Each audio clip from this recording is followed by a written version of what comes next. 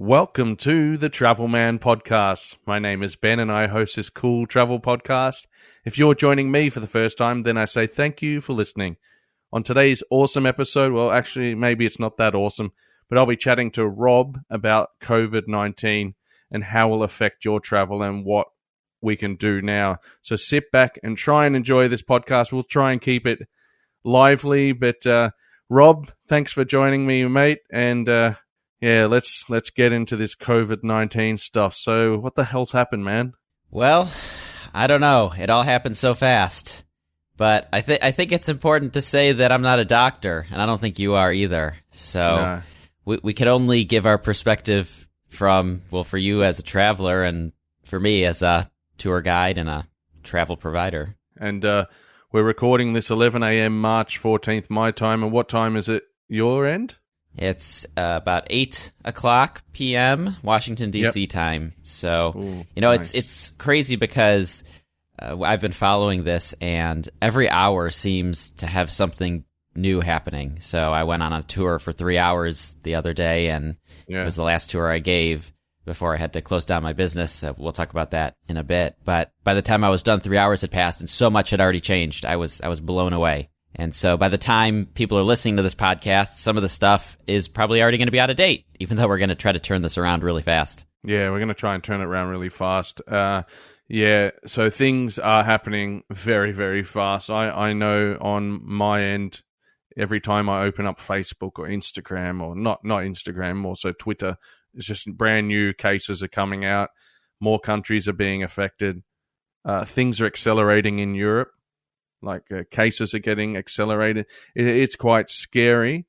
I know from what I've read that the virus shouldn't affect, people our ages, but it is going to affect people that are of the older age. And I've said this on Facebook before, how I don't want to travel at the moment because I don't want to then infect people that are sick around me. Like my in-laws and my parents, they're older, and I don't want that to happen. So I know life in the US is completely upended, isn't it?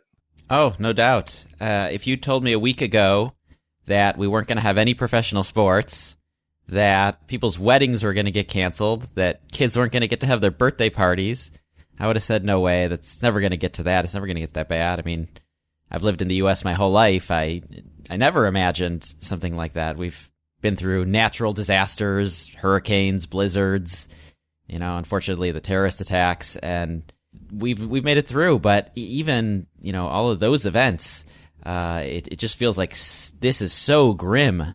Like everything is completely shut down. Yeah, because I know when the terrorist attacks happened in 2001, I know traveling was a bit risky in a sense for a couple of months, but everyone went, got back into their own, regular routine again. And I know sports were some of the things that made people happy. Yeah, that's what's really pretty depressing about this whole situation, is that the reason why people like sports, I think, it's the reason why I like sports, is because it's a complete distraction from quote-unquote real life. When you sit down to watch a game, at the end of the day, it doesn't matter who wins or loses. If your team wins the World Series, my team did win the World Series, which Congratulations. But at the end of the day, it's just for fun, And we don't have that now. We don't have any sports. We don't have baseball. We don't have basketball. We don't have golf. We don't have anything. It's all canceled, at least for the time being. And who canceled it? Was it a joint effort? Like the whole of the U.S. government came together and said, "Look, let's cancel," or how did that all come about? I don't think the government was involved at all in that decision. Oh, okay. The reason why, so basketball was the first to cancel, the NBA, National Basketball Association, and it was because one of the players tested positive for the virus, and as soon as that happened, the whole thing, they just, a snap of the fingers and the whole season is canceled. And when I saw that news, I said, there's no way we're going to have a baseball season, because first, opening day is in 2 weeks. And I said, if all it takes is a single player to get sick to shut down the whole league, then we have no chance. I mean, there's no way it's going to happen. And then, just a couple days later, they said, we're delaying the start of the baseball season. We're delaying opening day by at least 2 weeks. So are there sports in Australia that are still playing, or is it the same deal? Well, Rob, yeah, everything's still going to play. We've got rugby league that's starting this weekend, and the Prime Minister's pretty much gone on record saying that he's going to be at the game. He doesn't care. He's going to be at the game, and that we should all go about our regular lives, even though starting, I think, this Monday, there can't be any mass gatherings of 500 people or more. So does that mean all teams now play without any people watching them? I know my AFL football team, so separate to rugby league, is Collingwood Magpies. And I know I'm going to probably get a lot of hate mail for them because they're like the most hated team in Australia. And they'll be playing behind closed doors. So there'll be no one watching their first game, which is next week. So that's really sad. Yeah, it happened in South Korea too. I saw the empty basketball arena and just the two teams playing. So, yeah, it looked pretty depressing. I mean, I suppose you could say that at least it's still on TV. You know, these sports are all made for TV. But there's only been a few games I've ever watched where it was two teams playing with no spectators, and it's a weird experience even watching it on TV because part of the experience is the roar of the crowd and the chanting and the whistling and all that. Yeah, absolutely true, mate. So I don't know what's going to happen with the AFL. Yeah, it's not just the pro sports either. You know, we've got these big marathons. It's marathon season in the U.S. The big one is the Boston Marathon. It's on April 15th, and that's canceled. And so, you know, it's the pro sports and these marathons. People train up for these. It's a big deal to run them. It's an honor to run in them. And so to not be able to do that, that's pretty devastating to those athletes. And I was thinking, you know how a couple of players got infected in the NBA? I know the same has happened to, I think, not the Champions League. It could have been Champions League, the European football competition, and also the Premier League. So the chances are, if more players in different leagues get COVID-19, all leagues will be cancelled all around the world, not just the ones in America, which I think probably is the right thing to do. I don't know. Yeah, I'm actually kind of surprised that you just told me that the rugby league is still going to play this weekend because how quickly our pro leagues went down. And I guess I'm a little ignorant about Australian rugby. Maybe it's a bigger deal here than American sports, but we take our sports pretty seriously too. Oh, no, we're the same. We're just like the US. It's sport first and everything else second. We're big sport fans here in Australia, so I'm quite surprised that we haven't cancelled any of our sporting events. Or I know we cancelled the GP just the other day. That's supposed to be tomorrow, and qualifying was supposed to be today and yesterday. That's all been cancelled. They thought maybe it was going to be a lockout, so no crowds, but then they ended up just cancelling round one or whatever they call it of the Grand Prix. So Melbourne Grand Prix is cancelled, and who knows what else is going to be cancelled. I know some concerts will be cancelled. There was a concert I was going to go to tonight, New Order, you know, the English band. Yeah, sure. Yeah, so they're gonna play tonight, and they're still playing with a crowd of 1,500 people. So, yeah, Mandy, my wife, and I, we decided that we weren't going to go. We were going to go with my brother-in-law, Mark, as well, and my niece, Mia, and a friend. So we all just said, look, no, we can't be infected by this thing. What happens if someone's there? It's 1,500 people standing right next to each other, and it's not very warm today. So the chances are things would spread really fast. So I know COVID-19 is definitely on my doorstep. I'm really scared to death of it. I am scared now, but I'm not scared for myself. I'm just scared for it to spread too fast. And in Washington, have you had any cases? Yes, there have been cases. There were a few related to some of the big political conferences that are held here in the spring. One that the president of the United States even attended. Someone there was sick, and so there was some worry about that. Some politicians, senators, they're not in Washington, D.C., they're back in their home city. They were in contact with this person, and so, yeah, there have been cases here, and it's a pretty big deal. It looks like some of your higher profile senators are a lot older, too. They're in the 70s age bracket, which is right in that, corridor or whatever, that. The average age of an American politician is much, much older than the average age of an American person. That's for sure. Wow. Is there any reason why that's the case, or is that just a weird anomaly? I'm sure there is a reason, but I'm not equipped to give a very good answer to the reason. Fair enough. They're all lizard men that live under the tunnels. Yeah, some people describe politicians in a not very positive light like that. But, there's also this concern that there are cases in Washington, D.C. and in the United States. I'm looking at the WHO map right now. Oh, yeah. Again, it's Friday night, 8 p.m. for me, and it says that there's 1,200 in some cases in the United States. But it's hard to know how accurate that number is because almost nobody's actually getting tested. It's been like that for weeks. It's been one of the big complaints is that, we might have people walking around with not very severe symptoms and they don't know it, but we have no clue because we're barely testing anybody. And I don't think that's the case in Australia. I feel like it's much easier to get one over where you are. I mean, I've even heard that you can drive right up and get one, like a drive-through, like fast food. I looked into that. I can't find any details about drive-up test sites. All I know is that what they're saying now, if you go to the doctors and you're feeling a bit unwell and you think it might be COVID-19, is just stay in your car until you're called. And I think all the staff inside the medical clinic are wearing masks and are pretty well protected from you. So they just say, make sure that you don't wait in the waiting room or wait in your car if you've got a problem. And then obviously do they do it with a blood test maybe?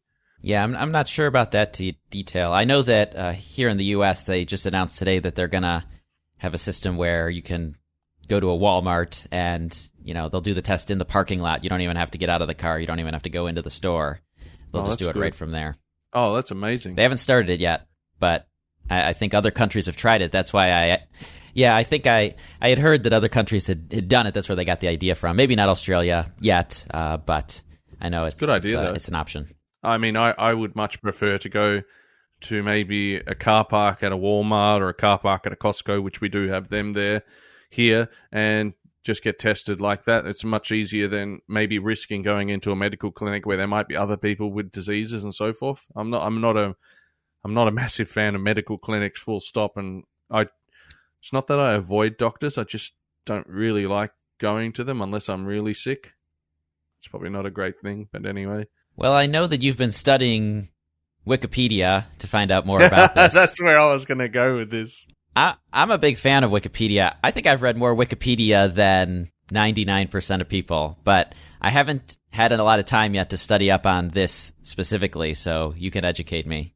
Okay, so let me educate you for a second. Well, this is what I read on Wikipedia, and this is word for word what Wikipedia says, by the way. So, coronavirus disease, in brackets COVID-19, is characterized by mild symptoms, including a runny nose. Have you got that, Rob? Not yet. Sore throat? I think I'm okay. Cough? Nope. Fever? No, definitely not. And you're not ill, because I can tell if you're ill. You sound very healthy to me, sir. So I feel okay today. Yeah? Oh, that's good. I feel okay. So those can be more severe for some people and can lead to pneumonia as well and breathing difficulties, but more rarely the disease can be fatal. That's in the older people and people with other medical conditions, and they list asthma, diabetes, heart disease, and they may be more vulnerable to becoming severely ill. And I've also heard that people, this is off Wikipedia, off record, but people fighting cancer too it will be bad for them. So it's a respiratory illness. Respiratory, I can never say that word. Similar to the cold, so very similar. Respiratory? Respiratory. Yeah, sounds close enough. Thank you, sir. Thank you. So similar to a cold, so not good for people with a weak immune system. So they're the things that you'll have to look out for. So if you feel any of those symptoms coming on, go and see your healthcare professional, as they like to say. Yeah, I feel like every winter I get some sort of cold, and so all the things that you mentioned, it's tough to sort of know whether it's just something very common and not to worry about, or something really serious like this. I think that's one of the things that, is very anxiety inducing about this. Oh, absolutely, mate. It's scary because you might be walking around fine or just a bit of a sniff. Then you might have COVID-19 or coronavirus. And then you might be in close proximity to a loved one who's older. You pass that on unknowingly, and then they're very, very sick. That's what I fear. Yeah, I think that's what a lot of people fear, and I think it's a valid fear. Another thing that I fear is that if people do get severely ill, they wind up in a hospital or they wind up in the health system. And I'm not sure how it is where you are, but over here, the health system's already pretty busy. They see a lot of people, even during regular times. And so if the hospital's full of people who have COVID-19, and you have a heart attack or, something else happens, an accident, and you need care, what happens when you show up at the hospital and they're full and they're busy taking care of everybody else? Well, that's true, and I've read that there's not enough beds, especially in Victoria, the state I live in. There's only so much room, and you've got people in hospital for regular things like surgeries and so forth. For something that you had when you were a bit younger, maybe you can talk about that at some stage. But yeah, I don't think there's enough space for people to get ill. This is why we've got to be serious about containing it, not being out with groups of people. I'm all for that, trying not to travel abroad if you don't need to, and just sit it out for a bit, just so we don't get that pandemic like Italy's gotten. That they're a very kissy-feely, touchy type of place, And I'm sure that, they unwillingly were spreading this around. Yeah, I forgot that that's a big part of the culture there. That's a great point. It is, yeah. Yeah, I have this is a travel podcast, so I suppose I should tell a travel story. I was traveling, probably 12 years ago at this point, and I was in a new city, and I had an accident, and I wound up breaking my wrist. And so an ambulance came, took me to the hospital, and they patched me up, and I wound up having to have surgery, and I'm okay now. But when I went to the hospital that night, I still had to wait hours and hours and hours in the waiting room because there were so many other people there for other things. And so this is kind of the scenario that I fear. And whether you're traveling or not, especially if you're traveling and you have an accident or something happens, not only are you in an unfamiliar place, but now you're uncertain whether they're even going to have the capacity to care for you. That's true, and I've also been in the same situation, but I had very bad vomiting and diarrhea and nausea and vertigo when I was in Bangkok and in Indonesia. But I've spoken about that on various podcasts before. Yeah, it's scary, and all I did was close myself in my hotel room for a week, and eventually it got better. But it was, I don't want to be sick overseas. It's another reason why I canceled my trip to Bali. I thought, the last thing I want to do is be there where they don't have enough beds, they don't have enough systems or medical assistance to help you with COVID-19, and then you'd have to do the 14-day incubation. It would be horrible to be stuck overseas with that illness. Yeah. I mean, the U.S. Doesn't have a stellar reputation when it comes to healthcare, especially when it comes to billing. You can come over here from another country, and if you're not careful with the insurance, you can leave broke, which is very, very sad. But at least I know it. I know that what I can expect to get when I'm here. If I go to another country, even a Western country, a European country, I'm not 100% sure exactly what I'm going to get. And I feel like at the moment, I don't want to just chance it. I just don't think I could. Well, you're better off to get COVID-19 in the country where you come from. That's what I believe in. So, America's closed its doors to certain countries in Europe. We could list them here, Rob, but I'd rather have a chat about it, just like a general chat about it. Our friend Mark Wolters and his wife Jocelyn from Wolters World, they've done a beautiful job of covering the COVID-19 European issues. So go to Wolters World on YouTube and check that video out. It's quite comprehensive. Maybe I can leave a link in the show notes below, but he's done a good job there, Mark. Yeah, and I know they're going to be doing some more content on this topic this weekend, probably in the time between when we're recording this and when it gets posted. And I've got to give them credit. They're doing an excellent job. They're getting honest, objective information out there. I've got to tell you, Ben, I'm quite shocked at how many travel YouTube channels are just continuing on right now as business as usual. And I feel like this is the moment when we really need to take a step back and realize that there's always going to be a chance to post those fun, happy, I had a great time on my vacation videos. But right now, today, we kind of have to be honest about what's going on in the world. And so that's why I'm happy that you invited me to do this podcast. I'm very sad that we have to do this podcast, but I think it's something that's an important topic right now. And I'm just very surprised that so few folks in this niche are covering it. Absolutely. I did read a stat somewhere, though. I read that there has been a few podcasts there's been about 11 million podcasts downloads of COVID-19. So maybe the podcasters are covering it better than the YouTubers. I'm not sure.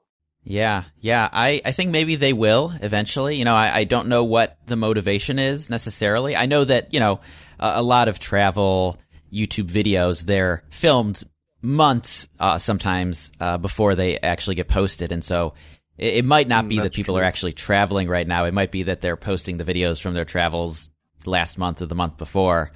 But I don't know. It just seems like not the kind of thing that I am interested in watching at the moment, to be completely honest. I do want to, like I said, don't want to just be stuck watching terrible news all the time, which is why I wish we had some kind of sports or something to fall back on. But it's just hard for me to get into it at the moment. Specifically March 12th. So March 12th is a day that I think I'm going to remember for a long time, because March 12th was like an atomic bomb of cancellations that dropped on me. I have a tour company here in Washington, D.C., and in a single day, I lost almost all of my March business. In one day, thousands of dollars of cancellations, poof, gone, up in smoke. I don't want to say it was similar to like 9/11 or something because they were very different. But I think in some ways they're both dates, like single dates, that really signaled that we're at a clear turning point. Things aren't going to be the same tomorrow that they were the day before. Like we're moving in a direction that's going to be painful for a little while. So Ben, how do you feel like this day has come already in Australia? I mean, what you were telling me earlier about the continuation of the sports, it feels like maybe it hasn't. Well, I think it's about to turn personally, and I think they will be cancelling all the rest of the sports, and people are already a bit crazy at shopping centres, stocking up on toilet paper and canned goods, and they're doomsday prepping, and it's really scary. Thinking that, we've got to stock up for, on food for however long. I don't know. I don't know how long this will last. So I think I've heard that they've started to contain the virus in China and South Korea, which is really good. Mm-hmm. But yeah, I think it's going to really, shit will hit the fan soon in Australia. If not, it's already happened. Yeah, I've seen those pictures of Australia too. You saw the video I posted? Actually, now that you say that, I think it was your own video that I saw, or your own photos that I saw. But it's not too different over here. There's lots of jokes about the toilet paper and the fact that it's sold out everywhere. I guess the logic is that if you do get sick and you literally can't leave your home, once you use up the toilet paper, what are you supposed to use, right? So I don't think it's as ridiculous as the people who are making fun of it are making it out to be, but it's also kind of a scary thing to see when it's happening. There actually is a wine shop in DC. Can't remember which one. And I don't know if this is a joke or what it is, but they've actually started giving out a free roll of toilet paper with any purchase. So, oh my God, that's brilliant. You can stock up on your liquor. You stock up on the liquor because you know what? A nice bottle of red wine is beautiful in this type of climate. You just, it helps. It does help. And then the toilet paper helps as well. There's a lot of industries that are going to be hurt. Mine, certainly one of them. But liquor store is probably one of the safer bets. If you have one and you can stay open and you can stay healthy, you'll probably do better than most other businesses. Yeah, I was thinking about businesses that would do really well through this pandemic. And I guess liquor stores would be high up on that list.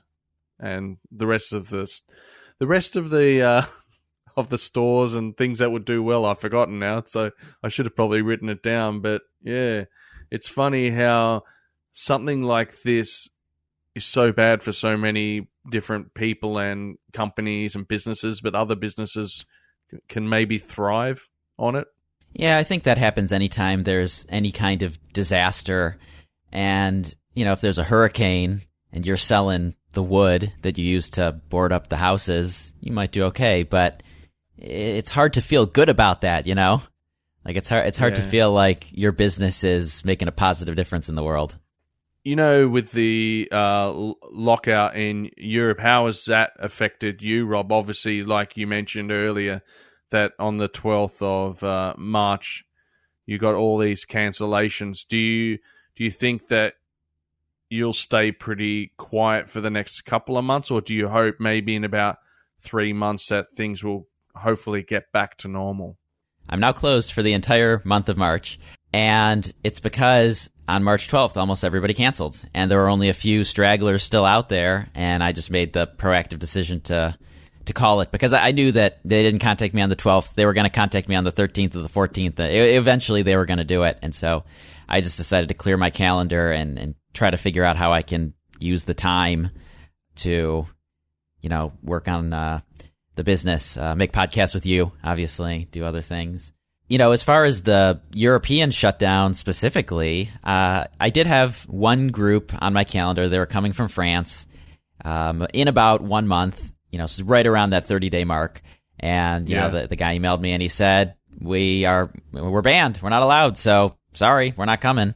They probably wouldn't have come anyway, to be completely honest. But so that was a very obvious direct impact of the European ban. But the thing about Washington, D.C. is that I don't know if it's because we don't market it very well or what, but almost all of the tourists are Americans who come here. So 90% of Washington, D.C. tourists are Americans. And that's different from a lot of big cities. Even here on the East Coast, New York City gets 3 times as many tourists as we do, and a lot of them are from other countries. And Orlando, Florida, I feel like they're the most vulnerable because Europeans love Mickey, and a lot of them fly to Orlando in the spring and the summer to go to the Disney parks. And so I do really worry that they're going to be in for a lot of hurt. And just today or yesterday, Disney announced they're closing. They're closing both the California park and the Florida park. I heard that. Yeah, I heard that they closed the doors. But, I mean, how long are they going to close the doors for? A couple of months or indefinitely? I don't know. I mean, even a single day to close, the amount of money that you lose by being closed a single day is astronomical. It's like a number that I can barely comprehend. So, and that's just talking about a day. So when you're talking about months, I mean, they might be okay because they're a mega corporation, but man, it's just an incredible hit. Well, think about all the airlines. So they're shutting down, they're sacking people, they're canceling flights. I think a lot of them are flying empty just to keep that route. There's a thing that they have to do to make sure that they keep a route from, say, Tokyo to New York. If they don't fly that route, they lose positions and so forth. So they have to keep those routes open by flying empty planes. It's nuts. Yeah, I actually, really speaking of how quickly things are changing, I think yesterday that was the case, and today it's not, because the powers that be finally said this is ridiculous, it's a waste, it's terrible for the environment, all that stuff, you can stop doing it because we know what's going on. So, again, one of these things where things are changing so quick that if you're not reading the paper constantly, you're going to miss stuff. Hey, did you check out that Politico.com article? I did. And did you see how it opened up? Yeah, it was a rundown of all the things in the country that have closed because of the COVID-19, including some pretty scary pictures. Oh, yeah, it was pretty scary. But one of the first lines is public tours of the very symbols of American political power, the White House, Capitol Hill, and the Supreme Court are being put on hold while some congressional officers are shuttering altogether. And I thought of you, Rob. And it's a great article. I've got a link there, so people should read it. Yeah, absolutely. Check out the show notes for this episode. Give that article a read. And the reason why they picked those 3 sites is because our government has 3 branches: the executive, the judicial, and the legislative. And those 3 buildings are sort of the headquarters of those 3 branches. And so the fact that they're all shut down, basically, it's a signal that, this is a big deal. And I must also state, I think in the last podcast we did together on DC or Washington, D.C., I think I said the White House, or was it Capitol Hill that got blown up, and it was the wrong one. So a few mistakes were made in that episode, but I think, you're Australian. We'll forgive you by mixing up the White House and the Capitol. I always get it. Wait, the Capitol has like a dome on it, right? Yes, like the Capitol has a dome. And the White House is more like a triangle on the top. No, that's the Washington Monument. Jeez. The White House is just a house. It's okay. Like I said, you're Australian. We'll forgive you. Yeah. Oh my! But God. The fact that all these places are closed is really a signal that things are not normal. And actually, speaking of the Washington Monument, literally moments before we connected to record, the National Park Service sent out an alert that they are closing the Washington Monument too. So at this point, it's everything's closed. There's basically nothing left. So even if you wanted to do your tours, you couldn't do them because you couldn't go inside them or go pretty close, could you? Well, so my tours are mostly outdoors. So if someone wanted to do the tour and I was willing to take them, we could still walk outdoors and see things from the outside. Now, it's possible that they might put up a barrier around the Lincoln Memorial and not let people go in. That's possible. It hasn't happened yet, but it has happened during these government shutdowns of political nature in the past.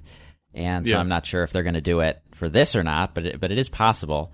It's one of those things where all the authorities are saying we need to be doing social distancing. And when you do a tour, it's impossible to do it because in order to hear me talking about the sites, you have to stand less than 6 feet away from me, right? And, it might not be a group of 20 people because I keep my groups small, but it's still kind of violating that important advice. And so, the decision for me was, I guess, easy to close because I didn't have any customers. If you don't have any customers, you don't have a business.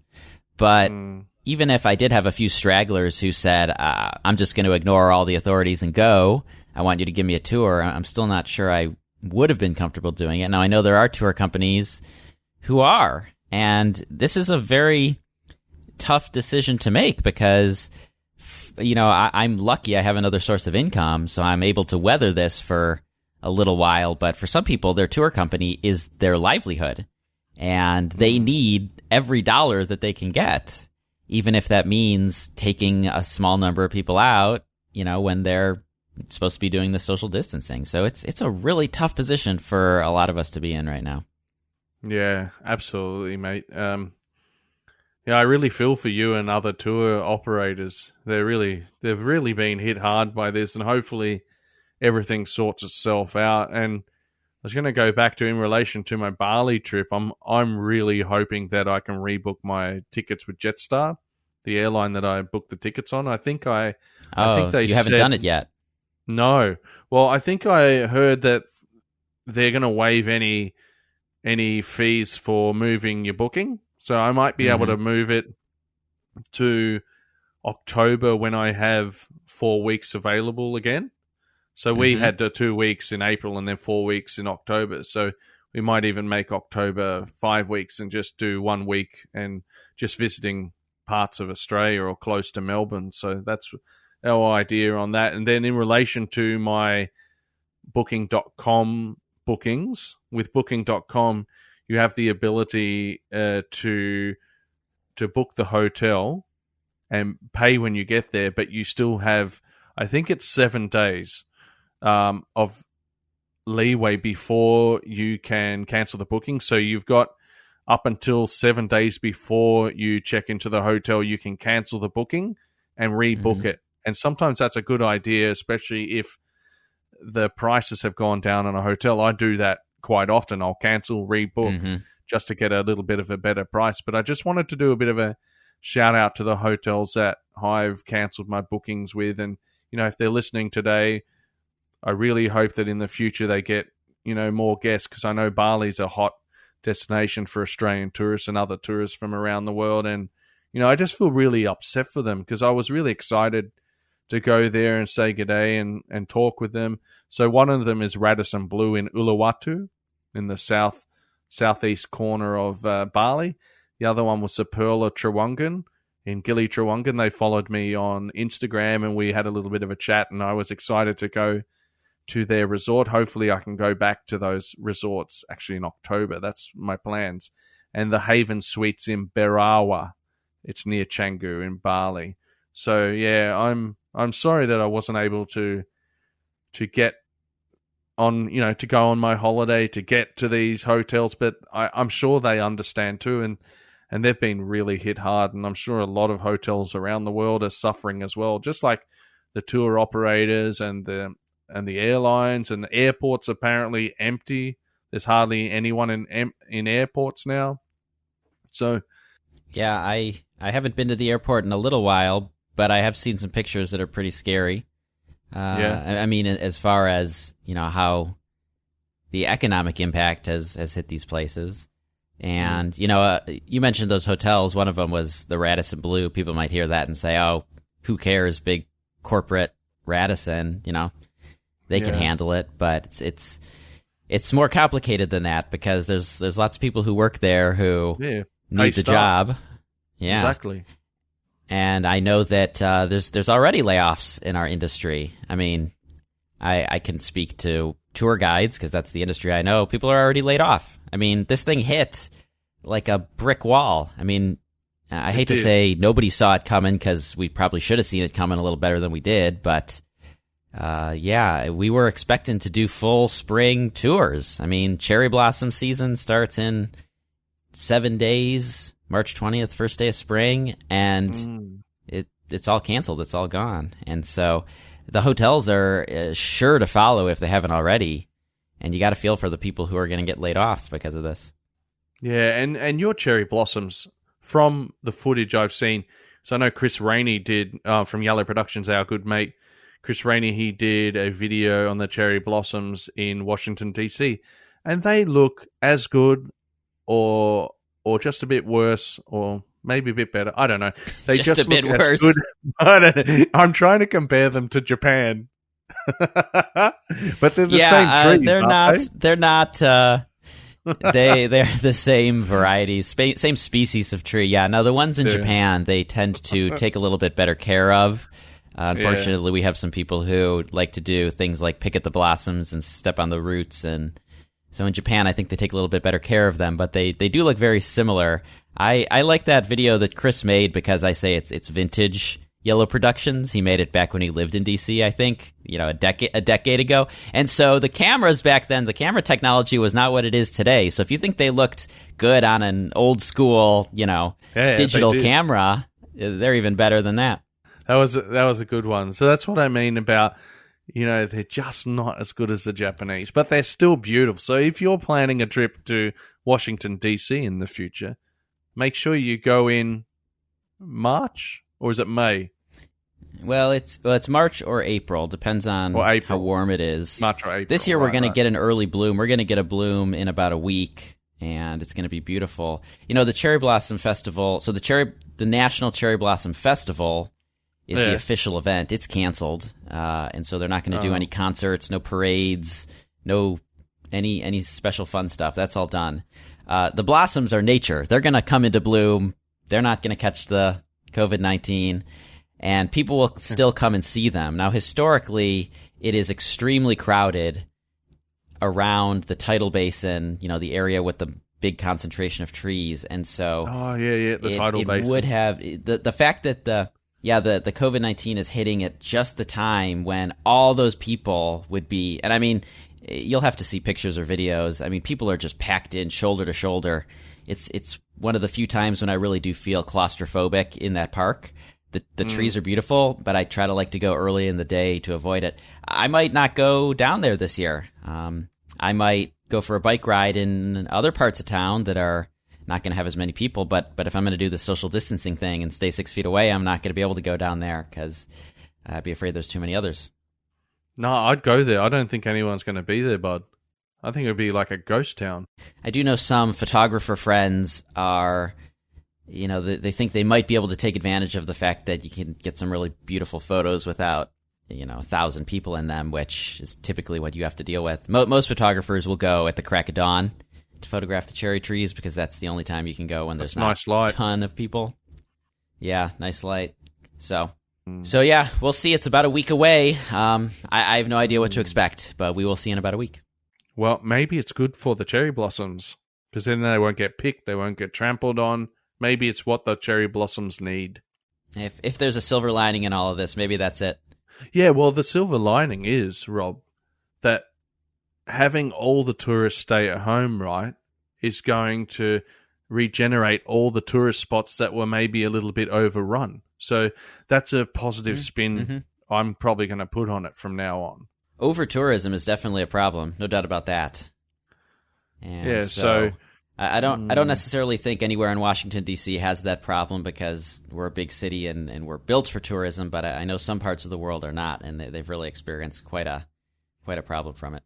Yeah, that's fair enough, Rob. Hey, in Australia, so we're calling this disease now a pandemic. Have they called it a pandemic in America yet?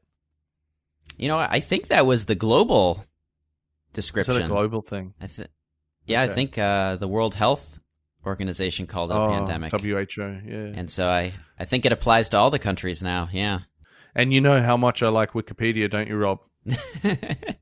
As much as I do, okay. But I'm guessing that you read the article on pandemic because I didn't. Yeah, well, I just read what it means. So if people are wondering what pandemic means, because it's thrown around like it's just a word that people should know what it means, I wasn't completely sure of what a pandemic means. I know what it means to a point, but this is technically what it means. So a pandemic is a disease epidemic that is spread across a large region, for instance, multiple continents or worldwide, which it has. A widespread epidemic disease with a stable number of infected people is not a pandemic. So further, flu pandemics generally exclude reoccurrences of seasonal flu. So that's kind of what a pandemic is, if you understand that. It's all medical talk. I think what you said, the key parts of what you said is that it's spread across a large region. For example, multiple continents, which is exactly what we're experiencing now.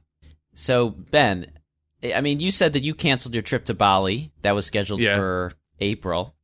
Yeah. And, I mean, you're the travel man, so I imagine people get in touch with you for travel advice every once in a while.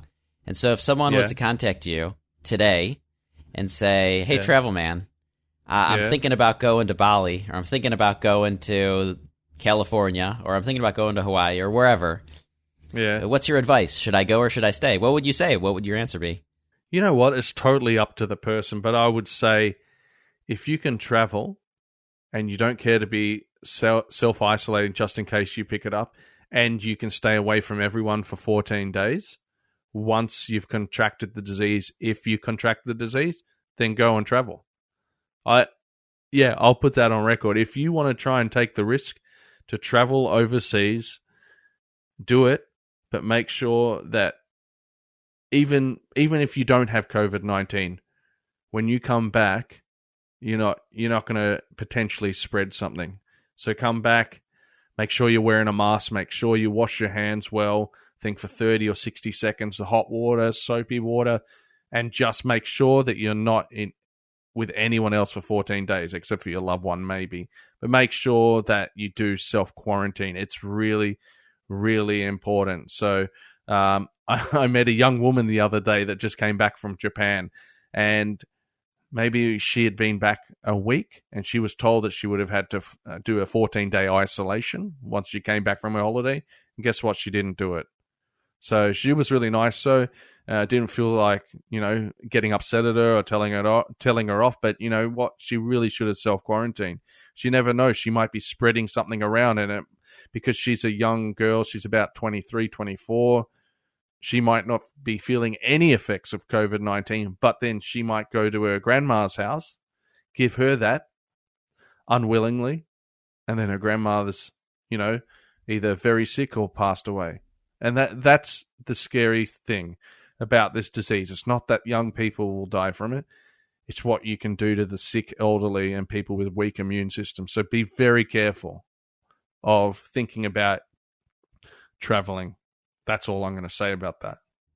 Yeah, I know Japan was one of the countries that was on the list of places where you should do that when you come back. But now that it's gone worldwide, I kind of feel like anywhere you go, that might be the case. But what about if you are traveling domestically? So, for example, if you took a trip from Melbourne to Perth, and I ask because a lot of Americans don't leave the country. We've got a big country here, a lot of land, and so you can go a long distance and still be in the country. So what would you say about that? Well, I think that distance is very similar from me going from Miami to, say, San Francisco. So I would just take the same precautions. I'm not sure if Perth, for instance, has any COVID-19. I know that Melbourne has COVID-19. We have cases of coronavirus here. There's a case of coronavirus just down the road from where I live. So I would just be mindful, and still, I wouldn't self-isolate as such, but I would still be mindful if you go to Perth that you're not spreading your disease that you may have actually in Melbourne. So even traveling domestically, it's a risk. It's absolutely a risk. What about a cruise? Would you get on a boat right now? A ship? No bloody way, mate. I wouldn't even go on a cruise at the best of times. I know my dad and mum, they love cruising. They love it. But I hate it. I hate the idea of being cooped up in a boat for however long it is, and then you've only got like 6 to 8 hours on land once they drop you off at your port, and then you can walk around the town or, the little town in the Pacific, wherever you are, doesn't matter, Hawaii even, whatever. And yeah, shit, no way. I hate that. I like boats, but I don't like cruise ships. Yeah, I'm a land guy. I'm with you on that. I don't think I could ever get over the. Do you remember the poop cruise? This was like 5 years ago. No, tell me about. Do you know what I'm talking about the poop cruise? No, I don't. Oh, really? Okay. It was a cruise ship. I don't remember which company, and they're in the middle of the Gulf of Mexico, and all the motors died, and they lost electricity. They didn't have flush plumbing, and they ran out of food. But the reason it got nicknamed the Poop Cruise was because none of the toilets worked, and so there was just poop everywhere. Mind my French. Oh shit. Yeah, but even we're really trashing the cruise industry here, but we're both obviously not cruise people. I swear every time I hear about a cruise, it's either because people are stranded at sea or, we're talking about the coronavirus now, but there's the norovirus, which is a stomach thing, and it is typically in the winter. And I swear I always hear about it on cruises because people go on cruises in warm places in the winter, and that's when this thing thrives. Yeah. And I mean, if you get it, and then all you've got is that tiny little cruise room, bathroom, toilet, that's not pleasant. And yeah, I don't want to be in that situation. So I'm just not a cruise guy. And you're in tight confines, like that cruise ship holds a few thousand people, and you're all together. So if one person gets sick, for instance, with COVID, just like that cruise ship that docked in Japan for days and days and days, there were people on that very sick, and someone died, or a few people died, and they weren't letting anyone off the cruise ship. So that's horrible. Yeah, you know? That's right. I don't really understand why they do that. I hope there's a good reason that I just don't know about, but it's not a place I would want to be. Oh, mate, it's very sad. It's very sad. Oh, what are we gonna do? What can we do? What can the two of us? What can two guys do? Is that what you're asking? Do?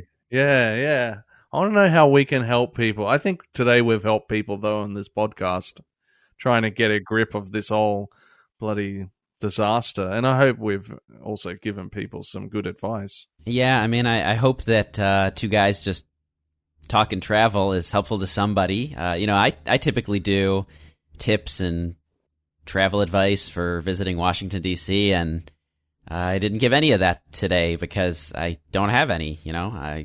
You really can't come to Washington, D.C. right now, not in March anyway, because there's nothing to do. Even if you were willing to do what you said earlier and just risk it, you're going to show up here, and then what? You can't go to any of the sites. You can't go to any of the museums. You can't even go to a basketball game. The NBA's shut down, so there's just nothing. So there's really nothing to do. Yeah, you could go for a bike ride. You could go for a walk. Yeah, I mean, even concerts. I think you said you were going to go to a concert tonight. Our concert halls are closed too, big and small. So that includes Celine Dion playing in front of thousands of people, all the way down to the small little club with a few hundred in it or less. Everybody's taking it seriously and not doing shows. Yeah, I wouldn't be too upset if I missed Celine Dion personally. I picked her because that was an actual example of a concert that did not happen. Well, there's a concert that's going to be, I think it was tonight. Robbie Williams, that guy. Robbie Williams. No, not familiar with that guy. No, I don't like him either. Anyway, so he's cancelled his concert. Have you got any more things that you want to talk about? Well, I don't know. Maybe we should end on a happy note because what I think is important to talk about isn't very happy. My big fear. I have lots of fears from this whole thing, but the economic hit is one that I'm really wrapped up in right now. And this is a travel podcast, so we're going to give tips for people who are traveling. And I think best case scenario, people aren't coming on their trips now. So you're not going to go to Bali in April. But if you go to Bali in October instead, that might be okay. Same thing with someone who was going to come to Washington, D.C. in March. If they don't, but they come in September, that might be okay. If I'm able to recoup all that business later in the year, I might look at my numbers at the end of 2020 and say it actually wasn't so bad. It looked pretty scary for a while, but it actually wasn't so bad.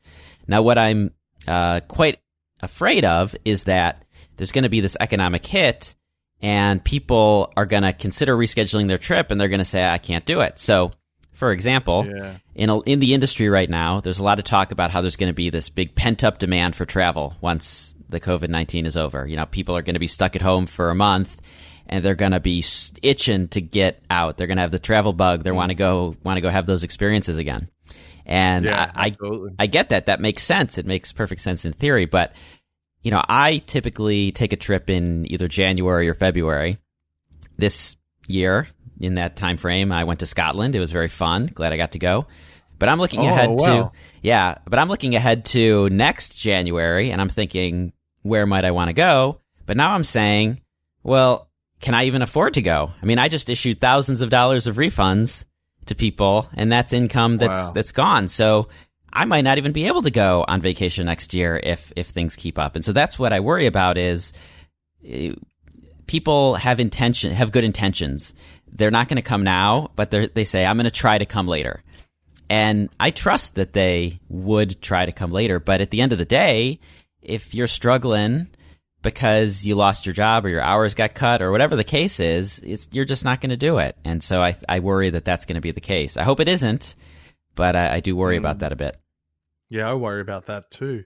Hey, I was going to say, how do you work out the refunds? Do you have like a separate bank account where all the money goes in and then you just sit that there and just in case, and then you've got the ability to give them their money back? How does that work? Yeah, it's actually this is the first time I've ever had to deal with it. I mean, I've had people cancel before and issued a refund, but never on a scale like this before. So, and so I actually didn't know what was happening. So I was just issuing all these refunds through the credit card processor, and I got an email from them at some point through, and they said, "Hey, we're quite concerned with what you're doing. We don't know if you actually have enough money to pay all these people back." And they said, wow. So what we need you to do is to go to your bank and wire us the money, do a wire transfer into our account before we pay these people back, because we don't know if you can do it. And so that was really frustrating. Wow. I mean, an hour before we started recording this podcast, I was sitting in the bank with the banker, and, we were chatting, and he was like, "Oh, what kind of business is TripXDC in?" And I was telling him, "Well, tours, and the reason I'm here is because I got to pay all these people back." So that's how it worked. I mean, I didn't know that that's how it worked before today. If it's just one refund, they typically will just pull it out of your account, no problem. But when it's a mass event like that, they get a little worried. Yeah, that's pretty worrying. So yeah, but it's there's some industries that are really obviously affected. Like tour guides are very obviously affected. Airlines are very obviously affected. Hotels, and absolutely, you can see that. It's very visual, right? Like you see an empty hotel lobby, or you see that airplane where there's like a plane with hundreds of seats and 4 people on it going to Rome or whatever. So you can really sort of conceptualize that. But there's so many ripple effects, Like so, for example. There's a company here that does dog walks and dog boarding, and they're terrified that they're about to lose all their clients because people are going to stay home from work because their company told them to telework, and now they don't need a dog walker anymore, right? Or the person who works at the concession stand selling hot dogs, or the beer guy at the baseball game. What are they going to do? If there's no baseball games, there's no baseball beer.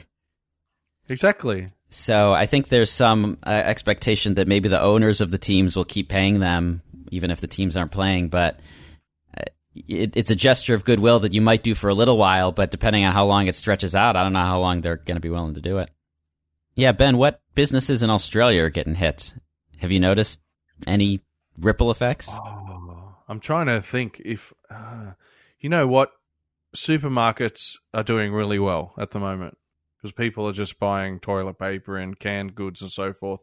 But places that are probably not doing that well, I would say that maybe you'll see a decline in people going out for dinner, going to the movies, going to pubs and bars. I know that's probably not going to stop me because they're things that I enjoy doing. I enjoy having friends over or going with friends out to dinner, or I really enjoy going to the movies. So I would say that they would probably be the industries that would really cop it bad. Also the sporting industry as well, like the AFL with their shutout and no fans can make it to the games, as well as the GP lost a lot of money, the Melbourne GP, because they obviously cancelled and people were lining up for ages just to try and see the qualifying of the Formula One cars, and they were all told to turn around and go home. So I don't know. It's going to trickle down, and yeah, there's going to be a lot of empty places, especially if they're places that hold a lot of people. And I'm still surprised that this New Order concert's going to go ahead tonight, and Ticketmaster won't refund anyone their tickets. Well, let's see. It's noon in Melbourne right now, and it's 12:20. It's literally hour by hour. So if it ends up getting canceled and someone's listening to this podcast on Sunday, don't write us and complain that we don't know what we're talking about.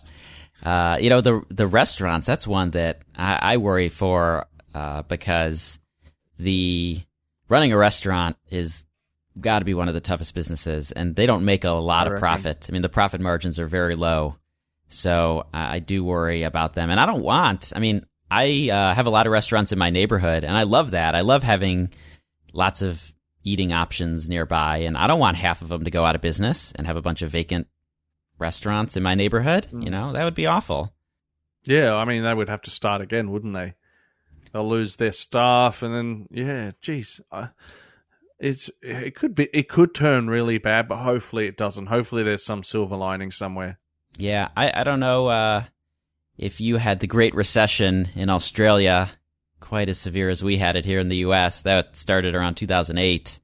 But we had issues. Yeah, I have very strong memories of the Great Recession, and man, it feels like I'm getting some deja vus with some of the things that are happening right now. You didn't have your tour company back then, did you? No, I didn't. The tour company started in 2017, and I started as a tour guide in 2013, so I've been mostly doing them in good times, and that was one of the things that I always was uncertain about. Was I said, I don't know how recession-proof this business is. Now, obviously, the company I used to work for, they did make it through the Great Recession, so obviously some are going to make it. And anytime there's any kind of economic downturn, it's very rare that an entire industry fails. You kind of get the weakest ones don't make it, the strongest ones do. I would hope that my company is one of the strongest ones, but it's also still very small. And there's some companies in this industry that are giants, and so they might be in a better position to weather this thing. I don't know. Have you got any tips for helping people in the travel industry hurt by it? Well, so these are tips. I think you're asking about tips for travelers, right? So how can they support? Exactly. Yeah, so I do, actually. I was thinking about this earlier today, so I'm glad you asked. I think the most important tip is to reschedule. So you can't make it in March, you can't make it in April. Do everything in your power to go back to that destination later in the year, assuming that that's going to be possible. And tourism is very seasonal. So in Washington, D.C., March and April are two of the busiest months. So it's very devastating that they're essentially wiped out. June and July are also very busy. But September is less busy. November and December are less busy. So if we wind up having a very busy September, that's a perfectly good thing, because that means that we're taking advantage of a time that people typically wouldn't come, and they're rescheduling their trips for them. So that's my number one tip. Reschedule, don't cancel. So Ben, that one's for you too with your Bali trip. Yep, not rescheduling it for sure. Yeah, good. So the second tip is sign up for tours and activities when you go. And I know that one's probably seems really self-serving, and it sort of is, but tour companies tend to be the most local companies that you'll experience when you travel. Restaurants too. And there are chain restaurants and there are chain tour companies, but for the most part, your hotel is probably going to be part of a chain. Your airline is obviously a mega corporation. And so your restaurants and your tours, those are going to be the places where you can really actually support small businesses, local people in the most direct way. And for people coming to Washington, D.C., they have a lot of choices. And one of their choices is I can just walk around the sites with Wikipedia open on my iPad and read about the Lincoln Memorial when I get there, and I don't need a tour guide. And I think there's lots of reasons why that's not the best experience, but I would just say that consider, if you've never done it before, just sign up for a tour. Just give it a try this time, because even if it's not for you, even if you do it and say, that wasn't for me, at least you'll be able to say, hey, I helped out that company when they needed me the most. So that's my number two. Do you do tours when you travel, Ben? I know you do the ghost tours. Yeah, I love the ghost tours, you know that. Yeah, I do tours for sure. Whenever I go traveling, I always try and make sure I go on a tour. Like I went on the Great Mekong Delta tour in Vietnam, and that was just so much fun. Cool. So I always plan a tour when I go and travel. I think I was probably going to do a tour in Bali. I'm not sure. And then later on in the year, I was going to go to the Middle East and do a few tours as well. Cool. Yeah, there's some good tours in Bali. Yeah. Oh yeah, there's a lot of good tours. But yeah, I think tours are great because you get a real insider's insight. Insider's insight. Does that sound right? Not quite, but I know what you're saying. You know what am I trying to say then, Rob? You get the local knowledge. You get the inside information. That's the one. Yeah. So yeah, no, definitely try and plan a tour. If you're going overseas in the next couple of months, hopefully everything settles down, because that means you're helping the travel industry as well by doing that.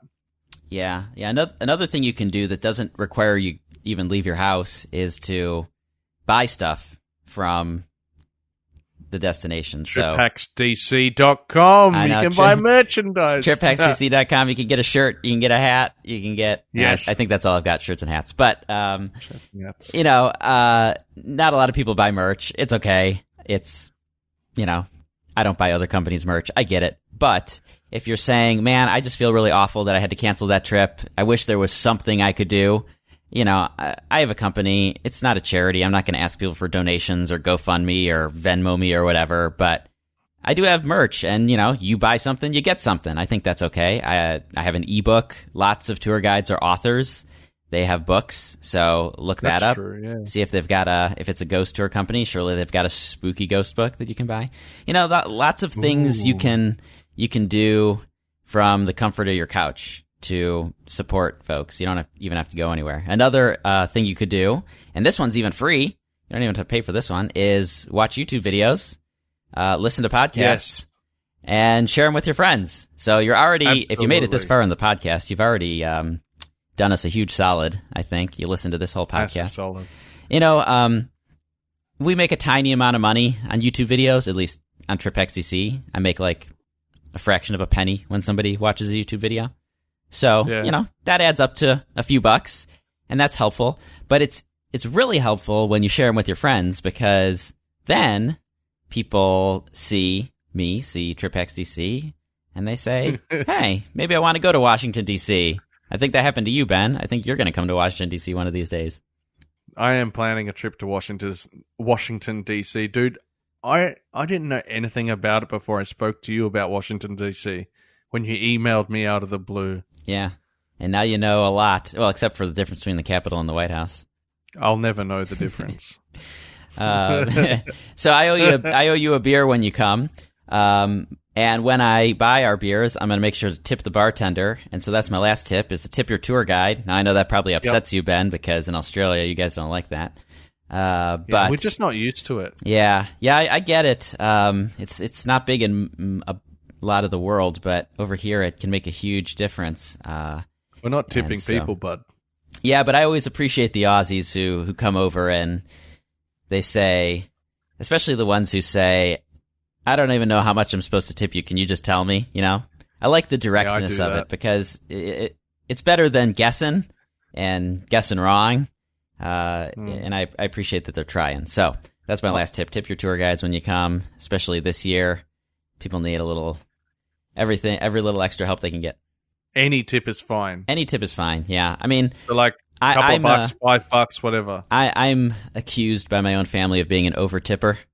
And so people think I give too much, but I like to think that I'd rather be known for that than the opposite, for being a cheapskate who doesn't tip enough. So tight ass, as you'd say in Australia. Yeah. Okay. Yeah. So that's all I'll say about that. And I think, you know what, we could just keep talking, because I have so much fun with you, Rob. Oh, of course. Me too. Yeah. So we'll do another podcast soon, very, very soon. On a brighter topic, I hope.